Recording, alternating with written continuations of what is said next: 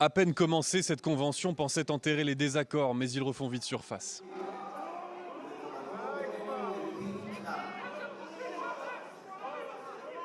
Au pupitre, Meir Hirsch, un rabbin antisioniste, est conspué par une partie de la foule.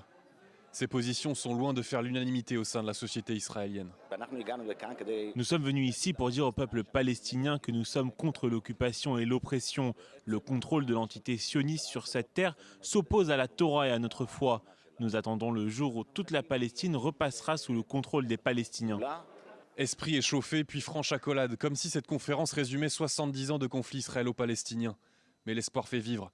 En tout cas, ces 250 activistes y croient dur comme fer, qu'ils soient chrétiens, druzes, chiites, sunnites ou juifs.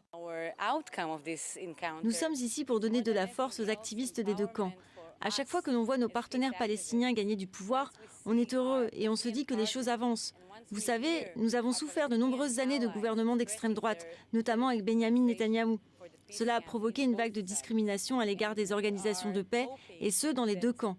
Alors, nous voulons que les Israéliens le comprennent et qu'ils se débarrassent de Netanyahou.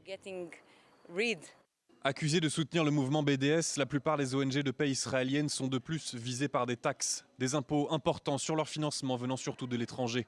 Et les organisations dirigées par des Arabes israéliens ne font pas exception. Nous sommes ici en solidarité avec le peuple palestinien. Nous clamons son droit de vivre libre à côté du peuple israélien.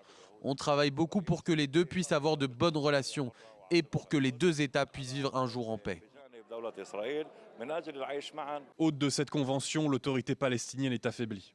Elle n'est plus l'interlocutrice privilégiée. Elle est amorphe face au Hamas, mais continue d'applaudir la solution à deux États. Je ne pense pas que ça va venir de cette cérémonie ce soir. Ça va venir des travail quotidien qu'on fait en Israël, sur les médias et partout où est-ce qu'on peut, à démontrer ce qui se passe ici et que c'est mauvais pour le peuple, pour l'État israélien. L'occupation et la continuation des conflits est très mauvais pour nous, pour les Israéliens. Est-ce que vous êtes plutôt optimiste ou pessimiste vis-à-vis du processus de paix? Je suis activiste. Extension des implantations, réduction des visas israéliens accordés aux Palestiniens, société mal informée. Dans ce conflit qui semble gelé, l'activisme est toujours vivant.